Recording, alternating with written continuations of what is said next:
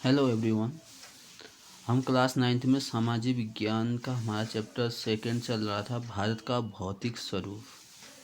पिछले वीडियो में हमने देखा था कि जो पृथ्वी है एक लिक्विड फॉर्म में बनी है और उसके बाहर 7 प्लेटें आपस में तैरती हैं।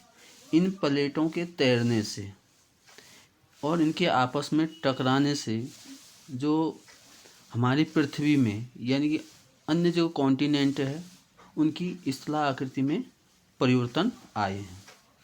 हमने एंडीज पर्वतमाला पढ़ी थी, यूराल पर्वतमाला पढ़ी थी, रॉकी पर्वतमाला पढ़ी थी और अल्फाज पर्वतमाला पढ़ी थी।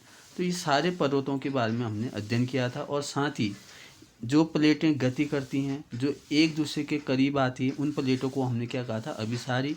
और जो प्लेटें एक दूसरे से अलग दूर जाती उसको हमने अपसारी कहा था। और जो प्लेटें आपस में एक दूसरे से क्षैतिज गति करती उसको हमने रूपांतरित परिसीमा या रूपांतरित प्लेट कहा था। तो इसी के कारण जो अभिसारी प्लेट के कारण ही भारत में हिमालय पर्वत का निर्माण हुआ, इसके बारे में भी अध्ययन किया था हमने। वो जो 7 प्लेटें थी उन प्लेटों के नाम हमने बताए थे कि उत्तर अमेरिकी प्लेट, दक्षिण अमेरिकी प्लेट और यूरेशियन प्लेट, अफ्रीकी प्लेट और इंडो ऑस्ट्रेलियन प्लेट और अंटार्कटिक प्लेट। तो इतनी बातें हमें समझ में आ गई होगी। अब हम आगे चलते हैं, आज भारत का भौतिक स्वरूप।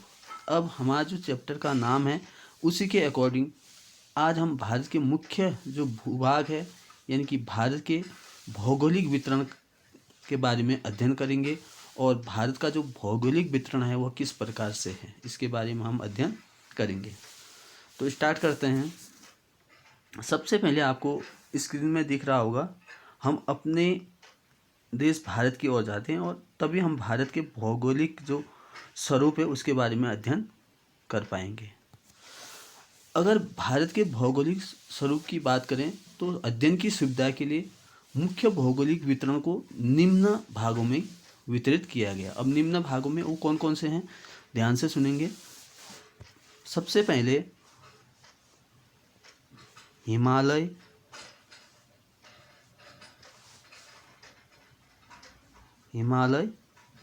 पर्वत श्रृंखला और दूसरा उत्तरीय मैदान या कभी कभी इसको हम गंगा का मैदान भी कह देते हैं, ठीक है। तीसरा है वो है प्रायद्वीपीय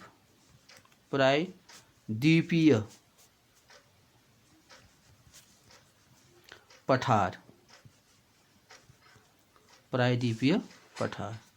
ठीक। इसके बाद अगला है भारतीय मरुस्थल। क्या है? भारतीय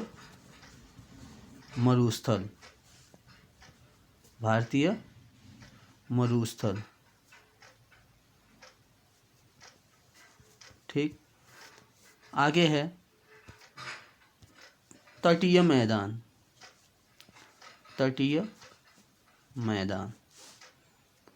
उसके बाद है द्वीप समूह,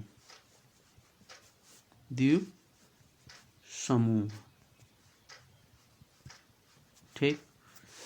तो ये 6 मुख्य भौगोलिक वितरण कर रखा है भारत के भूभाग की। तो हम सबसे पहले अब भारत के मानचित्र पे आते हैं हम, क्योंकि मैंने जो भारत है भारत का भौगोलिक मानचित्र को ही लिया हूँ ताकि आपको ठीक से समझ आ सके। तो सबसे पहले हमने कहा था कि हिमालय पर्वत श्रृंखला की बात कर रहे थे, ठीक है। तो ये हिमालय पर्वत श्रृंखला भारत के किस भाग में पड़ती है, सबसे पहले हम उसको देख लेते हैं। सबसे पहले मैं उसको ऑर्डर के हिसाब से आपको याद हो जाए, जो मैंने 6 वितरण बताए उसके बारे में याद हो जाए ताकि फिर हम उसको आगे शुरू करें। तो सबसे पहला है कि हिमालय पर्वत श्रृंखला। जब हिमालय पर्वत श्रृंखला की बात की तो जो हिमालय वाला भाग है, जो भारत का ये उत्तरी भाग है, ये दिख रहा होगा, जो मैं ये लाइन खींच रहा हूँ, तो ये जो भाग है ये क्या है, हिमालय पर्वत श्रृंखला।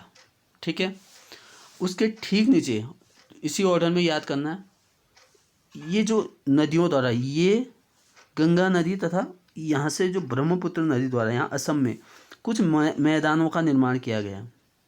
ठीक है, इसलिए इसको उत्तरी मैदान, यानी कि एक भौगोलिक भाग इसको उत्तरी मैदान मान लिया। ठीक है, इसके बाद मैंने कहा प्रायद्वीपीय पठार। पठार क्या होते हैं आपको पहले भी बताया गया है।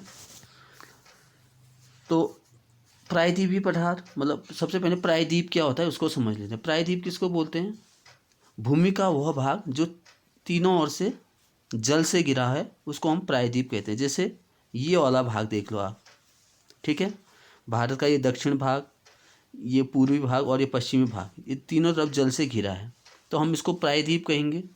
तो कभी कभी प्रश्न पूछ लेता है प्रायद्वीप किसे कहते हैं, तो आप उत्तर लिखेंगे पृथ्वी का वह भूभाग जो तीनों ओर जल से घिरा हो, हम उसको क्या कहेंगे, प्रायद्वीप। अब कह दिया पठार, क्योंकि यहीं पे बहुत सारे पठार भी हैं,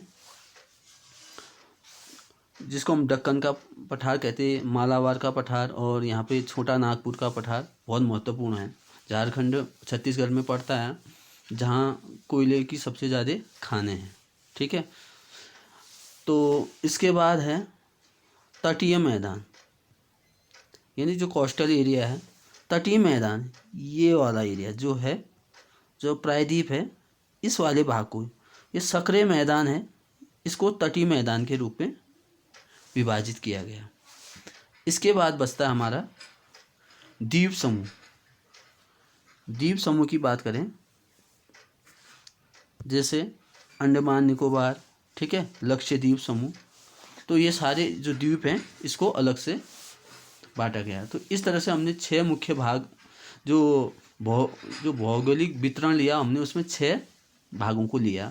पहला क्या लिया, हिमालय पर्वत श्रृंखला, दूसरा क्या लिया, उत्तरी मैदान, तीसरा प्रायद्वीप पठार, और चौथा भारतीय मरुस्थल, और पांचवा लिया हमने तटीय मैदान, और छठा लिया द्वीप समूह। ठीक है, तो ये सारे क्रम याद हो गए होंगे आपको। अब हम चर्चा करते हैं। सबसे पहले जो भौगोलिक भाग है, सबसे पहले हमने बात की थी हिमालय पर्वत श्रृंखला। तो हिमालय पर्वत श्रृंखला की बात करें, जो भारत का जो उत्तरी सीमा पर जो विस्तृत जो भूगर्भीय रूप, जिसे हम युवा एवं बनावट की दृष्टि से इसे वलित पर्वत श्रृंखला कहा गया, ये वाला भाग, जो ये भाग है, इसको जो कहा गया, ठीक है, इसी को ही हिमालय पर्वत श्रृंखला कहा गया है। जहाँ विश्व की सबसे ऊंची चोटी यहाँ पर, ये काठमांडू पे है, एवरेस्ट पर्वत श्रेणी है। यह एक अत्यधिक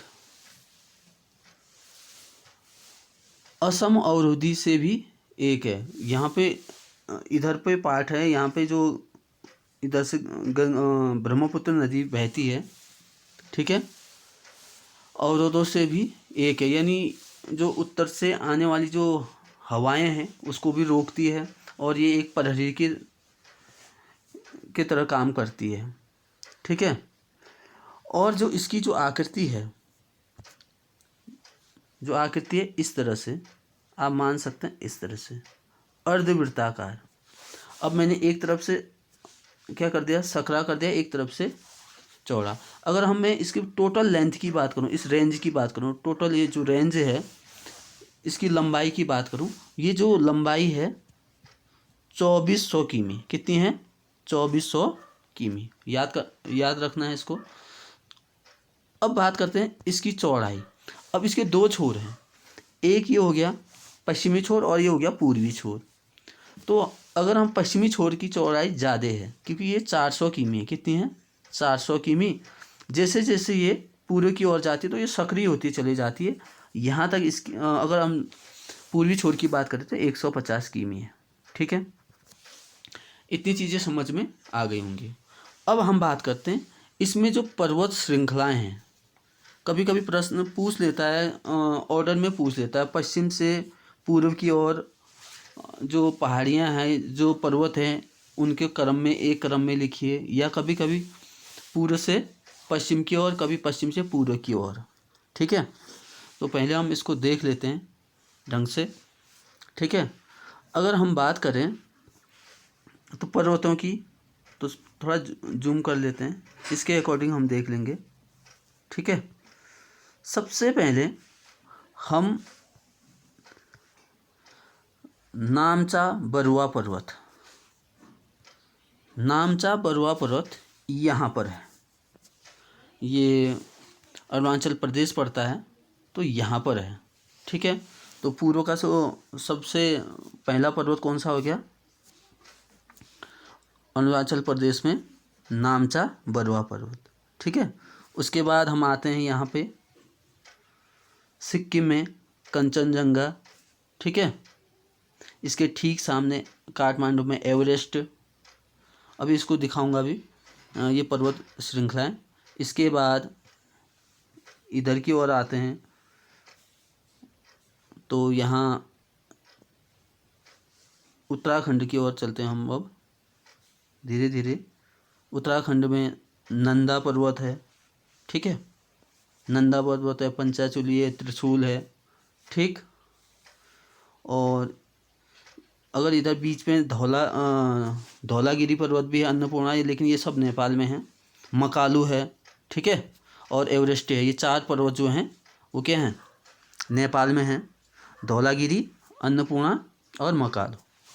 ठीक है, इसके बाद हमने कहा था नंदा पर्वत की बात की थी, कामेट की बात की है उत्तराखंड में। ठीक है, नंदा देवी, पंचाचूली। ठीक, पंचाचूली। और इसके बाद जब हम ऊपर जम्मू कश्मीर की ओर जाते हैं, हिमाचल से ऊपर जम्मू कश्मीर की ओर जाते हैं, तो यहाँ पे केटू पर्वत है। ठीक, ये चीज़ें ये समझ में आ गई होगी।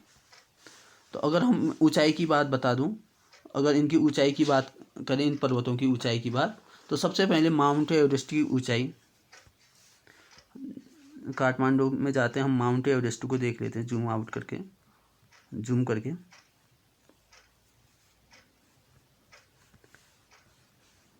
ठीक है, जो ये पर्वत है जो यहाँ पर, इस पर्वत की जो ऊंचाई है 8,848 मीटर, 8,848 मीटर। लेकिन अभी हाल में ही नेपाल और चाइना द्वारा दोबारा इसकी ऊंचाई ली गई, लेकिन दोनों ने इसकी ऊंचाई की घोषणा 8,850 मीटर निर्धारित की है। लेकिन अभी एनसीईआरटी की किताब में आपको 8,848 ही मिलेगा। ठीक है, दूसरा कंचनजंगा की बात करें तो कंचनजंगा की जो ऊंचाई है वो है आपकी कितनी? वो है आपकी 8,598। कितनी है? 8,598 मीटर। ठीक, इसी प्रकार मकालू की बात करें, ये नेपाल में है, ये है 8,481 मीटर। इसी प्रकार अगर अन्नपूर्णा की बात करें, ये भी नेपाल में, ये 8,078 मीटर। नंदा देवी पर्वत की बात करें जो उत्तराखंड में है, ठीक है, इसकी है 7,817 मीटर। इसे कामेट की बात करें, ये है 7,756। ठीक, तो ये पर्वत श्रृंखलाओं की ऊंचाई होगी। और मैं क्रम भी बता दिया आपको कि क्रम की बात करूं तो सबसे पहले आपका जो भारत में जो पर्वतों का पूर्व से, हम पूर्व से चलते हैं, जो पर्वत श्रृंखला हैं तो उनका क्रम जान लेते हैं। सबसे पहले नामचा अरुणाचल प्रदेश में आ जाएगा इधर को। ठीक है, असम में आ जाएगा यहाँ पे कंचनजंगा। ठीक है, फिर यहाँ पे आ जाएगा आपका क्या, एवरेस्ट। और नेपाल में मकालू फिर आएगा। अन्नपूर्णा ये भी नेपाल में है। ठीक है, धौलागिरी ये भी नेपाल में है। इसके बाद उत्तराखंड में आते हो तो फिर नंदा देवी, कामेट, ठीक। इसके बाद सीधे हम जम्मू कश्मीर की ओर जाएं तो वहाँ पे आपको मिल जाएगा क्या, K2, ठीक। तो ये थी आपकी हिमालय पर्वत श्रृंखला, जिसको भौगोलिक वितरण पर लिया गया है। तो ये आपको समझ में आ गया होगा हिमालय पर्वत के बारे में। अब हम बात करते हैं अगली वीडियो में, जो हमारा अगली वीडियो बनेगी उसमें भारत के उत्तरी मैदान के बारे में बात करेंगे। और जो ये उत्तरी मैदान है और ये असम में जो ब्रह्मपुत्र द्वारा बनाई गई जो मैदान है, इनकी जो सहायक नदियां हैं उसके बारे में भी, यमुना, गंगा, चंबल नदी, घग्गर, गंडक, कोसी, ठीक है, इन नदियों के द्वारा बनाए गए मैदानों के बारे में हम समझेंगे। और आज के लिए इतना ही, धन्यवाद। तो